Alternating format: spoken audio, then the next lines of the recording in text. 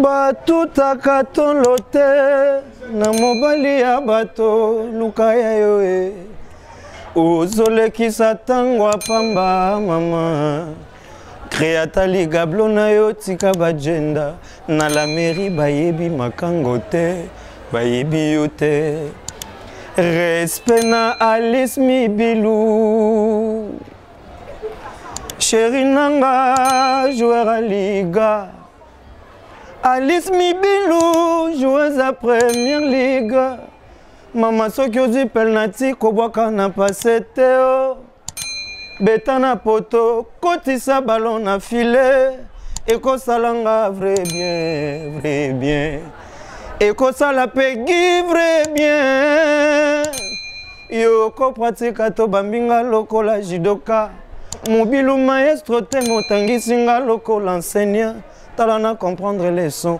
A, B, C, D na comprendre les sons consonnes na voyelle et na bongisi jardin na kati pelouse na tie mesa pena tie bilei atana butu atana moye atatango moye ingela pegi bileyo leisingai bileyo leisinga bileyo leisinga lelisinga lokola mwana bilubo tie lipegi lelisi ye lokola bebe azolia azosenga encore Alice Mibilou ozali se yo moko yonde la patrona ozali se yo moko vraiment na masolo ba chaîne ozali se yo moko na motema pegi mopela ozali se yo moko vraiment bakita bamata ozali se yo moko mama Alice Mibilou ozali se yo moko vraiment na masolo ba chaîne ozali se yo moko vraiment bakita bamata ozali se yo moko balinga baboya ozali se yo moko mama Alice Mibilou number one blague la patron à TV toujours c'est pas pareil c'est mine et photo auto bah là ça c'est pas corridor Victoire Likunde tout mon JB aller Makaba ou ransom réaction là ouais donc je l'ai appris aussi sur les réseaux sociaux. Ok. Et ils sont en train de préparer quelque chose. Et j'étais très ému. J'étais très ému de voir ces grands-là qui ont marqué l'histoire. Très bien. De se réunir encore de nouveau. Et c'est une bonne chose. Vraiment, et vous avez la featuring du cercle était vraiment. Et on a la dégâts. Et on a la dégâts donc. Même si Nathalie la publication, moi j'ai compris que non, ces gens ont marqué leur époque et tout bazarana pour ça remonte ensemble. Tous les commentaires, tout le monde félicite. Tout le monde était content de les revoir ensemble comme ça. Bah mélomane il y a mes hommes. Vincent a en plus vous voyez il y a formateur ou s'il s'agissait de la guerre, vous voyez bien nos cas dans les arabes. Le seul qui a guerre, oui, ils vont soutenir Wengi. Mais c'est comme ça, au Québec, je pense que c'est la dépôt qu'on fait le débat boya qui en haut. Tu peux, il y a un jour dans le sens où il y a bien que ceux qui m'ont dit que c'est Talisamia.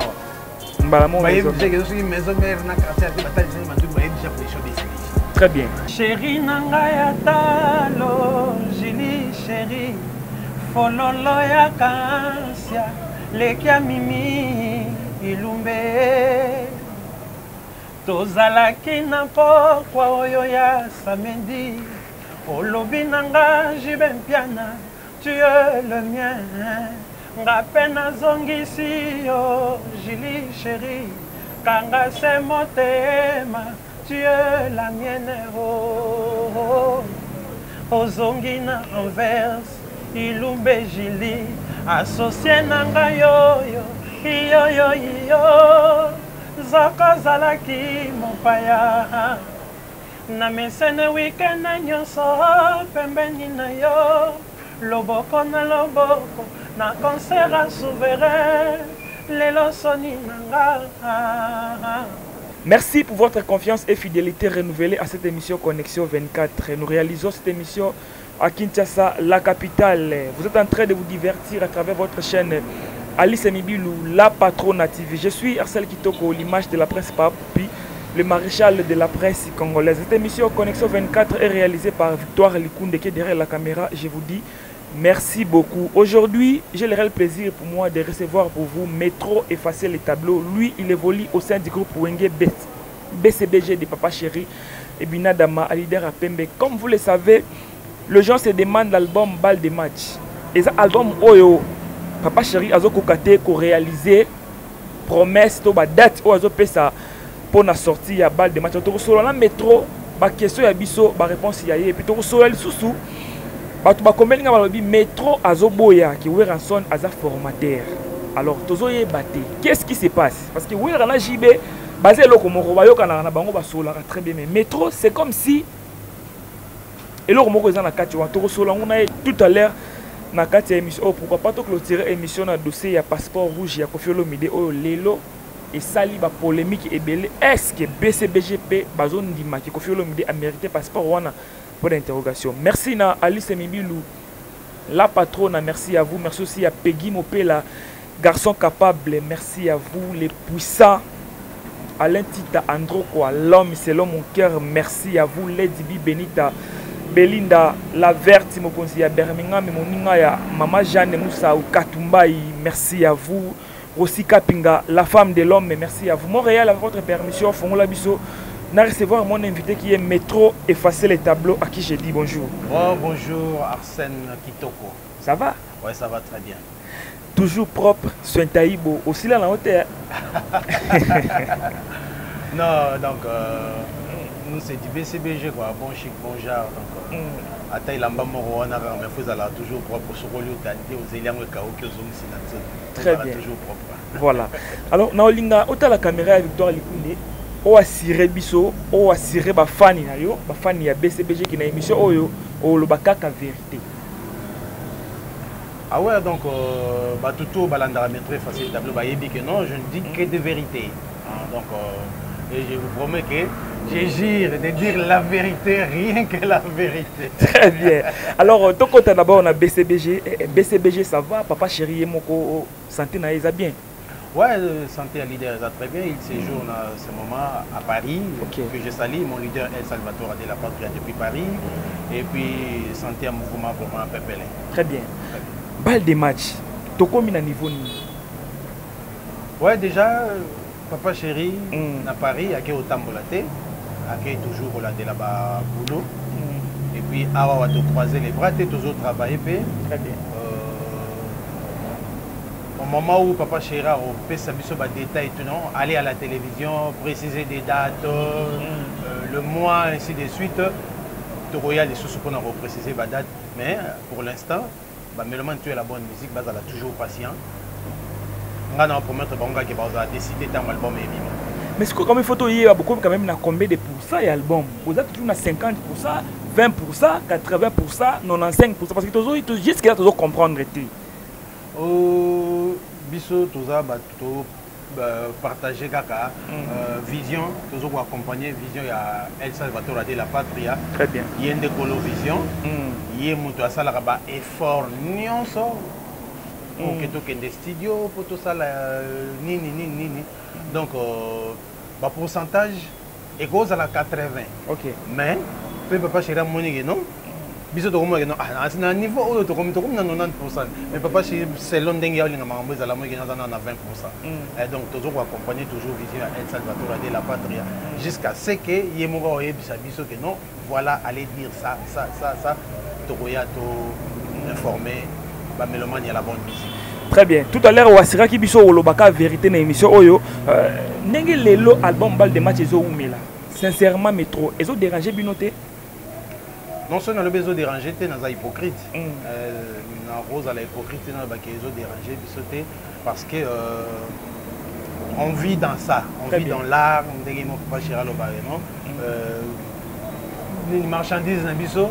Mungongo, photo yemba et gimi, vous savez notre musique, tu vivras dans le droit d'auteur, tu vivras dans ma banga et le fait qu'il y a un disque, voilà. Moi je vais solo là quoi. Donc ça pèse sur nous, ce qui est vrai, mais on n'a pas le choix. Tout ça dans la vision, il y a Est-ce que Lelo Métro yopé aux en la liste et bateau baza découragé na BCBG ndenge album ezo umela? Non, comme tu le sais et tout le monde le sait, je viens de signer mon retour. Si j'étais découragé, j'allais pas signer mon retour. Donc, ça on a zongi c'est que n'a découragé. Donc il y a d'autres artistes qui peuvent pas décourager. Là, je ne sais pas. Je ne sais pas parce que si on a découragé, il y a été. Ok. Je ne sais pas. Bakino baloba eloko moko ko umela za ko pola. Balle de match poli? Non. Langage wana ezana na bisika ko utiliser. Ko umela ko pola dans le sens que monde est na musique. OK. Moni banzembo ya papa chéri wa sala ya kitoko kala ko umela na comme ça mo makasi. Très bien. Donc ko umela auto zo umela pesa poto bimiselo kwa bien. Très bien. Parce que papa chéri est en vie, nous c'est poulets, nous sommes là. Et pour l'amour est en vie. Métro bato mingi balembi comment na bazomi tuna ndenge nini bozo vivre bo vivre ndenge nini parce que bino ba artiste bo vivre na bandembo. Papa chéri est moko déjà salva parce qu'il est déjà côté wato longola sans album il est toujours papa chéri. Si ko bino ba poulets na bozo vivre ndenge nini. Je viens de le dire tantôt là que manque d'album, ils ont pesé sur nous. Ok. Mais il ne faut pas oublier que nous sommes au BCBG grand mouvement, album ils ont un carnet, l'orchestre ils ont un carnet d'adresse, donc on vit toujours. Vous vivez toujours. On vit toujours. Moutmora lobaina tuna yo. Est-ce que ça n'est loko moko te o ezo bangisa papa chéri ko bimisa balle de match ko connaître ba départ et belé ça la mana BCBG. Yango te ezo bangisa e? Oh, je ne pense pas parce que depuis depuis que BCBG c'est papa chéri. Donc à Rosoa, chanteur Moboé n'a pas ça. Il y a apprécié ma campagne. À Rosoa, chanteur Moboé n'a pas il y a apprécié ma campagne. À Rosa na Kobanga il y a départ parce que il est papa chéri. Parce que tu message na départ na BCBGT. Mais tout à l'heure au lobby qui à cause de mon n'a pas ça. À s'allier à Zala. Mais ce qu'on long parce que long du coup est belé la majorité. Est-ce qu'il faut déstabiliser tes BCBG? Bah orchestre belé bat balongwa du coup il est le bazalité. Orchestre belé bat balongwa belé balamor en plus au sentiment il va pilier va kei mais bah orchestre on est atilelo donc je ne vois pas pourquoi ce qui t'a sur na BCBG bat balongwa du coup et belé BCBG kufa. BCBG c'est papa chéri. Très bien. Ozakana papa chéri, Osolakana Seguin qui est chef d'orchestre. Raison valable. Oh papa chéri lo barana bino ba poulet na ekino. Bal de matizo bimate pona boy. Raison wana toko yeba ngona bato botala biso. Il n'y a pas une raison où il faut le banabiso à l'obango na ba média. OK. Pour ça ba raison na yé et biso ndena otoloba eza vision na yé. D'accord ou pas d'accord, nous allons accompagner vision.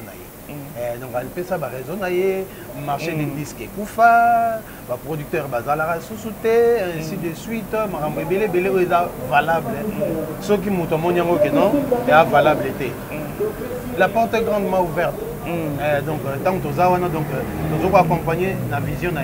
Même pas collègue né bazo ça quand même faut pas ça single pas ça banze mo album mais obima mais n'y a ko lobakino marché des disques Koufa nango ba producteur bazate au monde que ba bloc ngo zobima et comment ça là ba 1 mois 2 mois muto ko loka bimisa mususu moi dans mususu mo za danger ndenge to mona ka wa bo mona muto ka loka danger mais après quelques mois boya bimisa loko oui et simbi peto yo kiam na ko loka bimisa lisusu. Très bien. Et donc tout ça ils ont découragé un moment la musique. Banzembo ça ils ont sous tenté que non bozu benza temps boyo kiango avant pour se soya. Bien sûr on a du gaspillage, toujours gaspiller ba œuvre. Donc égos à la raison papa chéri mon de poisser papa chéri déjà à salam rambolo la batonion sauté. Très bien. Lui ne fait pas parce que l'autre a fait. Non. Salam rambolo yé conscience naïe sentiment némo il faut oui. Très bien. Donc, c'est un peu ça. J'aimerais, avant de yemba, nous avons des questions. S'il faut défendre Papa Chéri, Lelo, dans l'émission Connexion 24, pour certaines personnes, Papa Chéri a lingi mingi bilamba, Papa Yodi. Mais a lingi sorti à balle de match. S'il faut défendre l'artiste qui est Papa Chéri Olobani. Déjà, musique est tambourana et là-bas. Musique est tambourana et là-bas, donc on a un faux débat.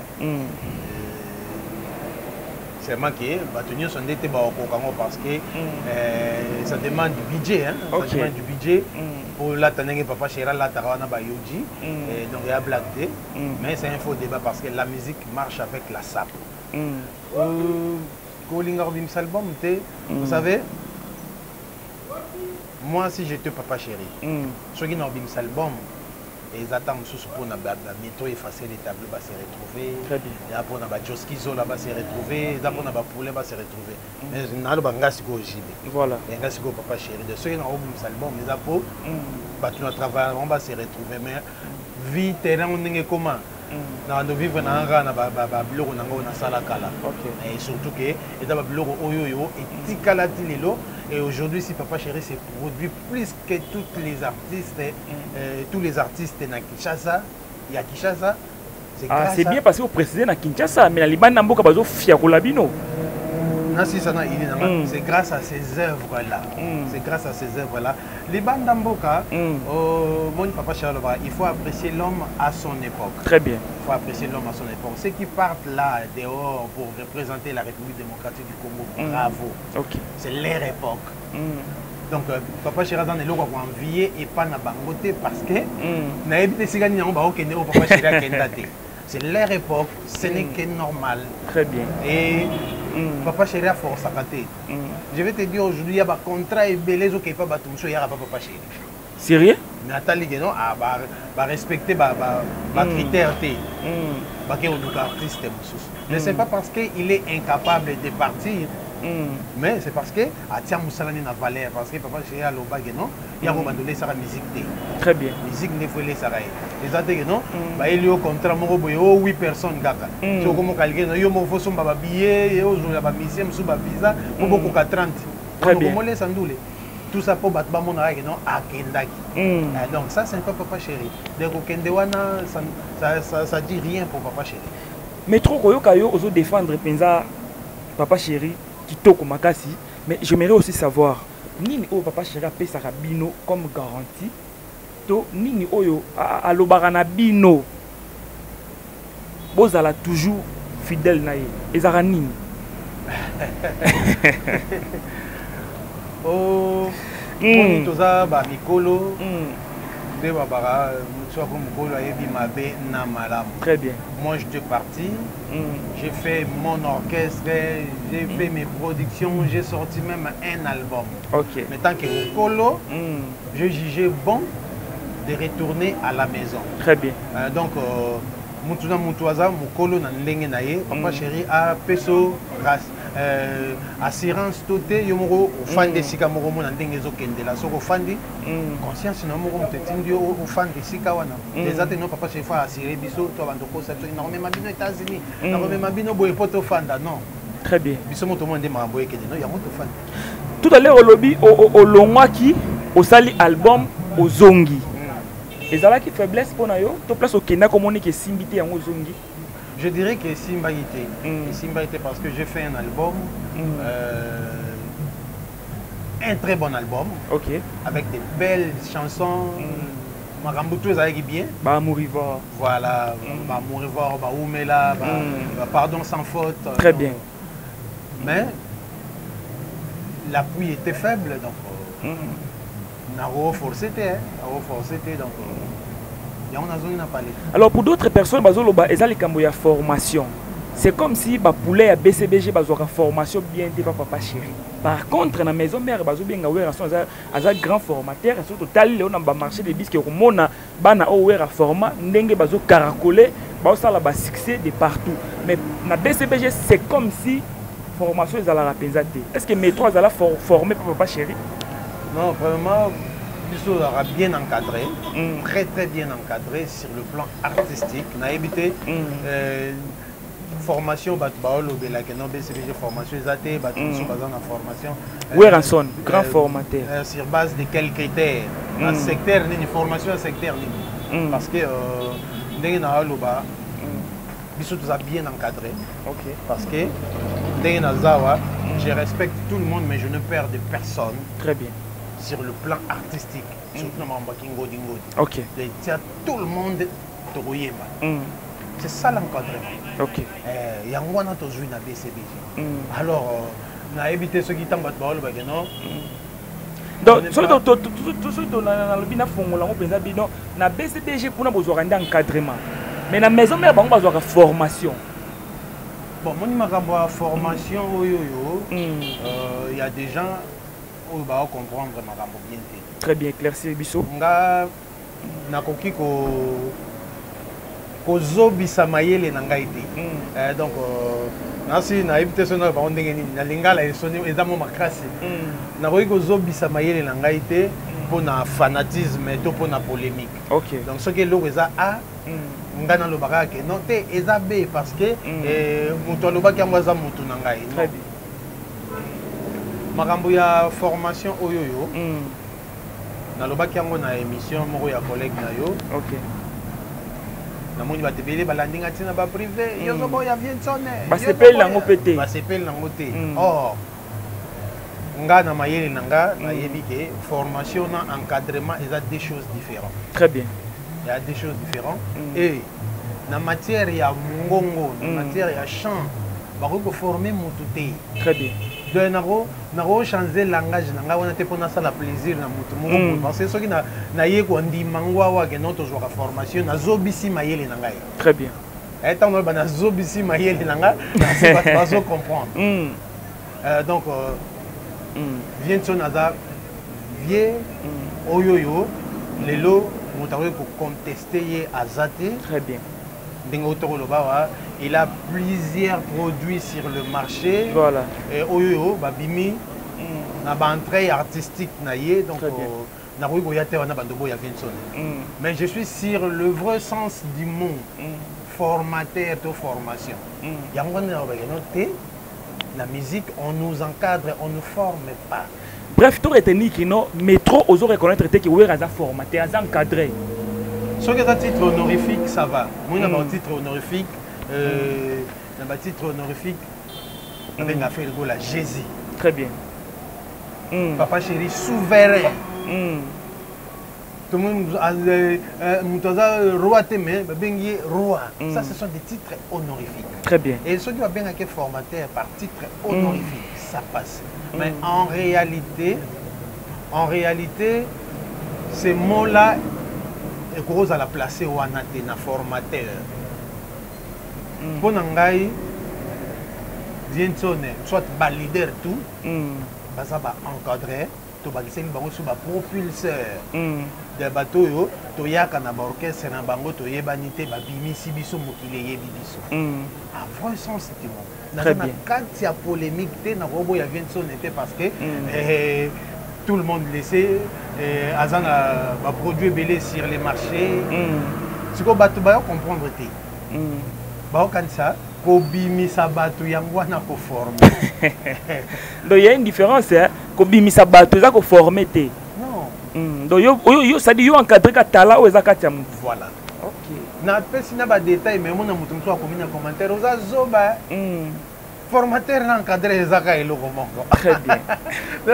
Dans natala commentaire wana na raisonner li solo mo ba petit moto banda oza la chebiso tant que voilà na famille. Titi na Joël. OK. Joël a quelle place mon ba tournier na pompe funèbre ba te karama ya malili to ma ya moto. OK. Petit wana le bio ba te karama ya moto. To bandi ko seka biso na se o petit wana muninga na etiti azo seka azo tikati. Très bien. Tina suka na ngwa bi Joël zobe. Pona ko lobaka ke essence. Tu vois? Donc, c'est qui mon ningati na niveau quoi que a donné une bonne réponse, mais il peut que ce soit bien été. Donc, tu bengi ozoba, mais il pas fait une mauvaise réponse. Donc, bah mélomane ya maison mère. Vincent na vient na biso. En plus, boyebi il y a formateur wana sike bimeli. S'il s'agissait de la guerre, boyebi no kana ngeza wapi. De ce que ça guerre, boyebi que no soutenir wenge.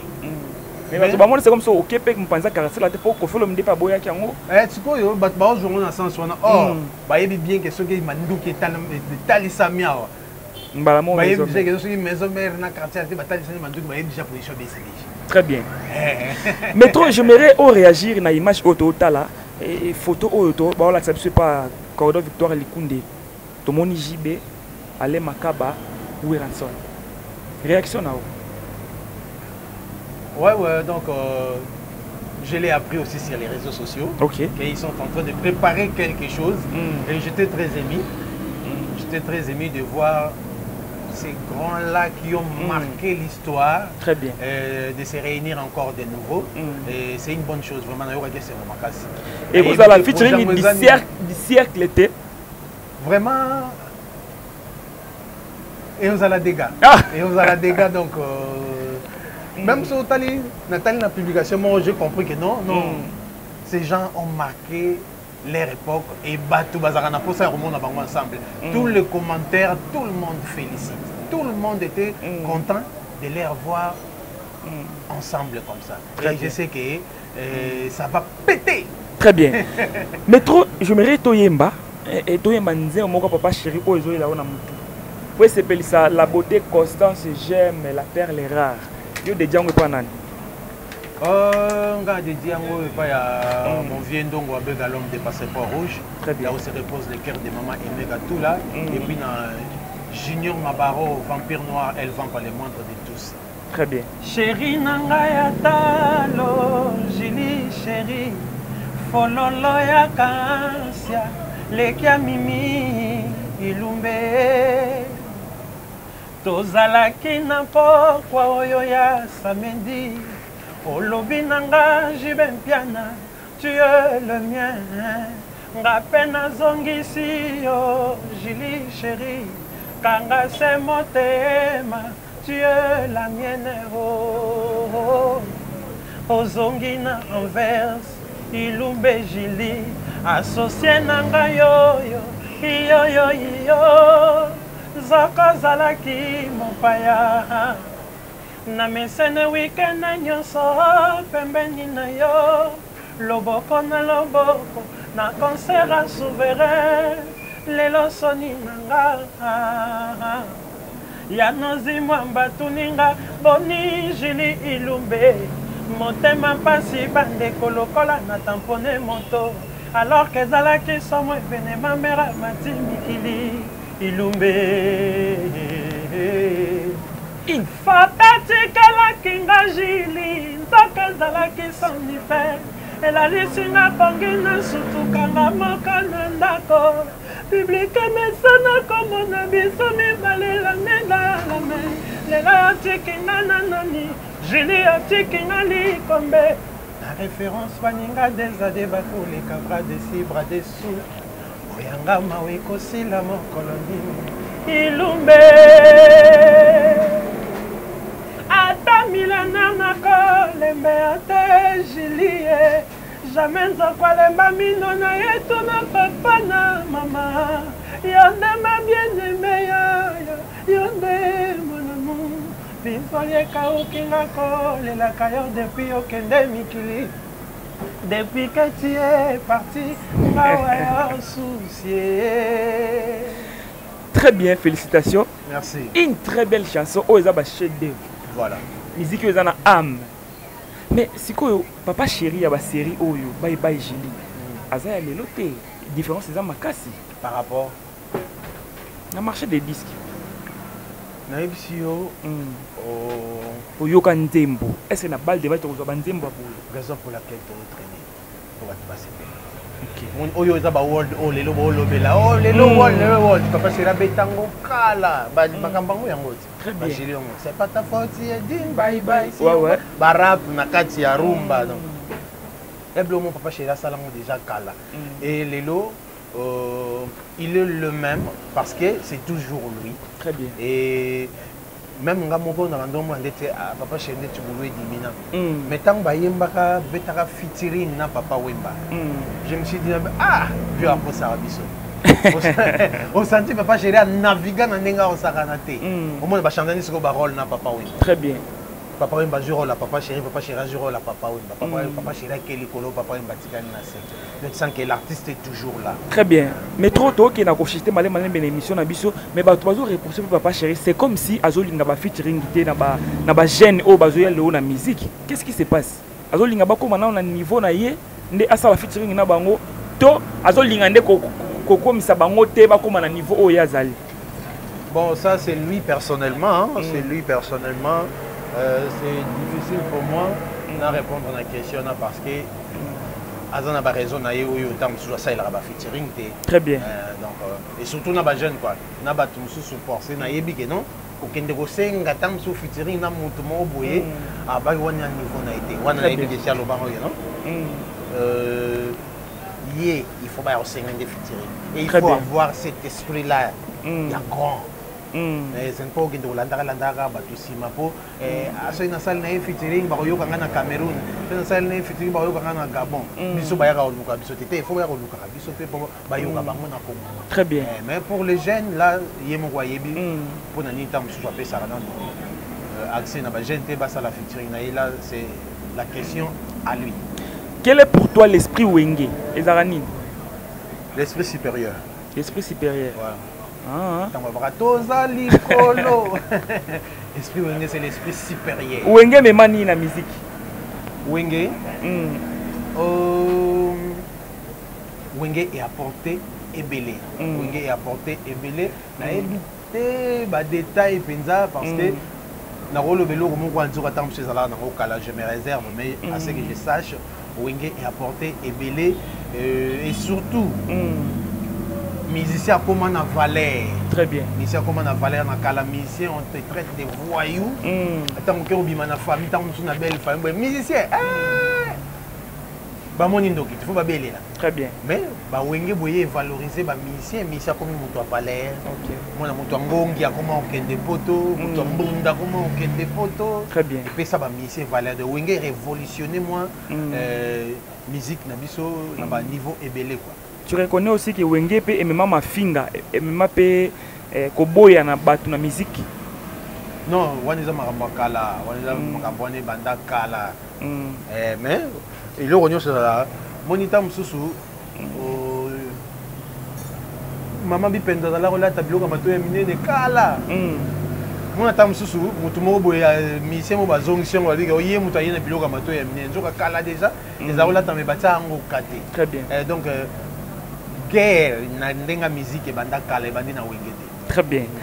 Nous allons clôturer l'émission. Alors le plus beau cadeau JB a fait biso na musique congolaise des années. Lui-même déjà c'est un cadeau il y a Congo. Okay.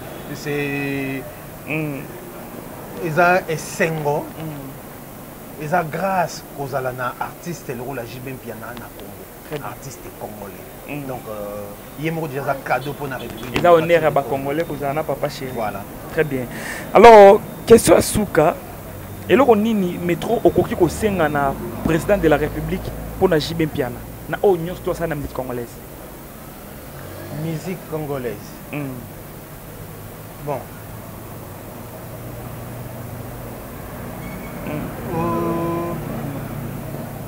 Mérite basenga à côté. Mérite basenga à côté. Ce qui comme ba monique non té mutoyo il faut tout lever na place moko boye. On les a mérite. Donc na osenga pas président de la République. Très bien. Na osenga pas mototé et na otoloba non papa chéri c'est une bénédiction, c'est une grâce d'avoir un artiste comme Papa Chéri JB Mpiana na Congo. Alors, il faut mériter. Il mérite, tant mieux. N'a au single et passeport rouge et pas président de la République. Non, ça c'est pas Papa Chéri. Ça c'est pas Papa Chéri. Passeport rouge, il y a Papa Chéri à Moussala. Moussala est remémaillé partout et mémaillé partout. Parce que passeport rouge, pour qu'il y ait partout. Très bien. Papa Chéri est déjà partout, représentant déjà RDC partout. Nous avons besoin de passeport rouge, il y a papier pour représenter la République démocratique du Congo, dans le Cameroun, en France, aux États-Unis. Très bien. À Kenda, déjà, donc, ils attendent que faut papier wanapo comme représentant. Papa chéri azananga arate nazana yoza poulet nae ozo représenter JB Piana. Alors est-ce que Koffi Olomide a mérité passeport rouge selon BCBG? J'aurais préféré selon moi. J'aurais préféré selon moi. Personne ne peut l'ignorer. C'est un grand de notre musique. Ok. À moins que les critères Moussou Landa pour nous passer un passeport rouge ou un passeport diplomatique.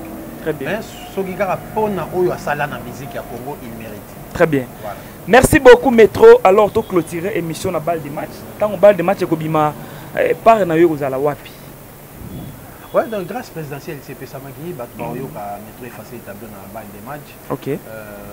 Yango non c'est un gars contacter Bobenga pour on bima na balle de match te moi si à ligoro. Non mais straight au hotel straight. Mi monisa mama nantango ya mpokwa o mama nantango basoso bakota kantango bachofa bapesaka versema bandeke bazongi na zala bolingo ezongi te mi kotlisa na kazene modèle pigeon zonga kananda ko sans berger mongongo bolingo sheria yokite osio bomanonga ba sentime kota nkunda mimonisa ya pamba résurrection nge kozala sans prière mama pomba ko betanga te basi ba betanga déjà oh mama ndoki kolianga te basi balianga na love natikala nzoto pamba moteme pa ya chérie esengo na kolinga me pasi na koka bwana olingi na lobela yo ninye babondelaka ndenge ninye bafukamaka ndenge ninye poboka boni motema mpatie sheri asalire banyema kombo na yoki te kompanye kufia va pension mama munwe.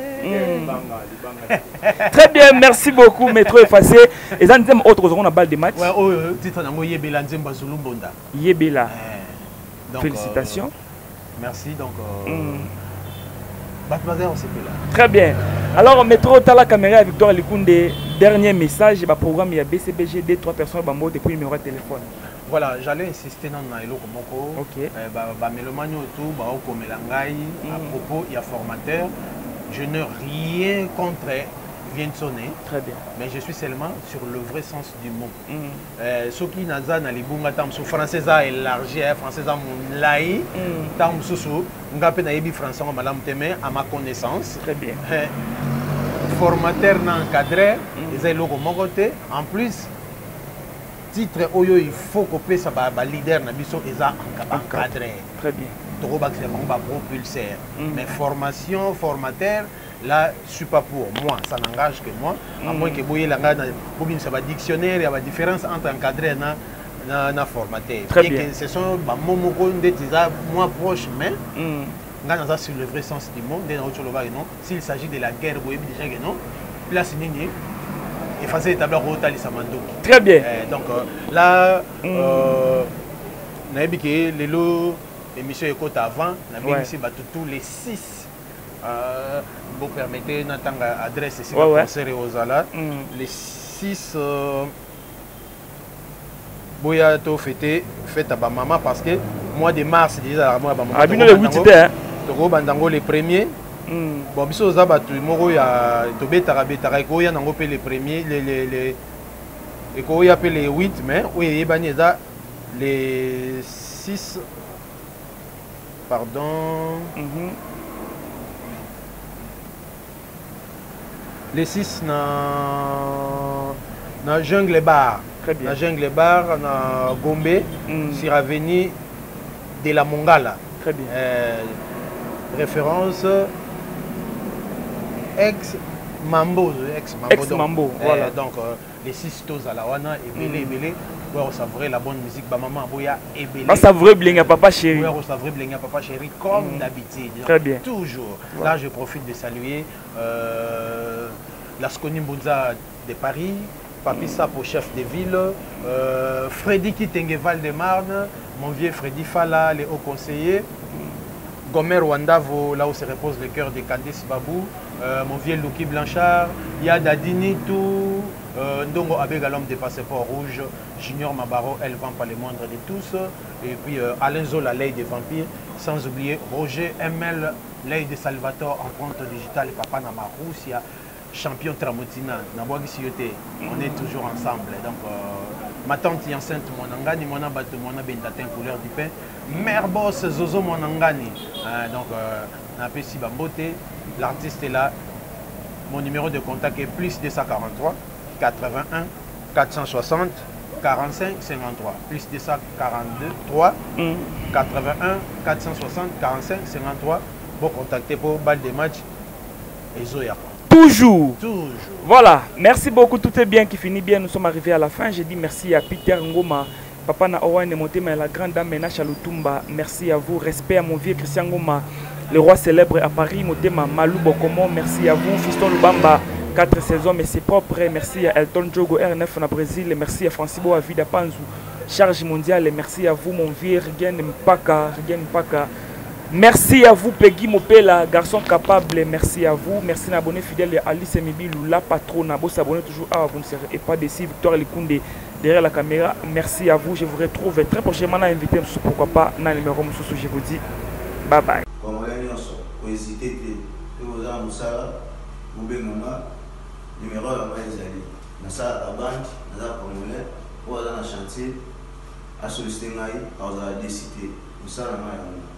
Merci beaucoup, je vous aime beaucoup. Bye.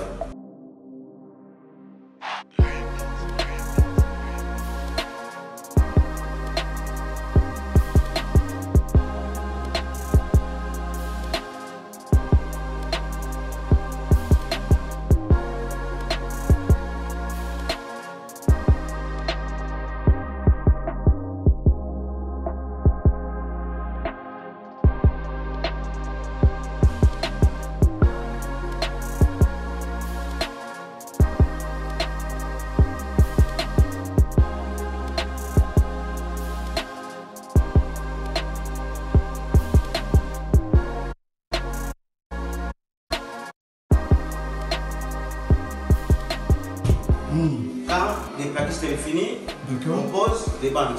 Les bandes, il faut doubler pour faire les finitions. D'accord. Et comme moi je connais, je vais faire en lui général. D'accord. Première couche, deuxième. Encore il faut passer. D'accord. Montrez-nous un petit peu ce que vous avez fait dans les autres pièces. Ah oui. On va vous suivre. Maître Peggy, il est en plein boulot. On va le suivre. Donc, Maître Peggy, ici c'est quoi? Ici, c'est salle de bain. Ah, ici, c'est la salle de bain. Salle de bain, oui. D'accord. Parce que j'ai déjà fini ici, finition tout. D'accord. Et je vais doubler tout. D'accord. Pour faire un nuit général. D'accord. Deuxième après, on passe. D'accord. Dans l'Inga, la paix, dans un Congolais, les aïnous, c'est un vino. Au cité, au côté, vous avez cité. À travers mon côté. Dans un, mon frère, Gilles Boukassa. Ah oui, c'est mon frère.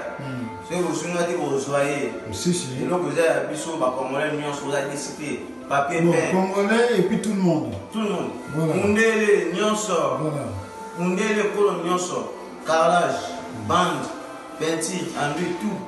Vous n'avez pas décidé, sinon.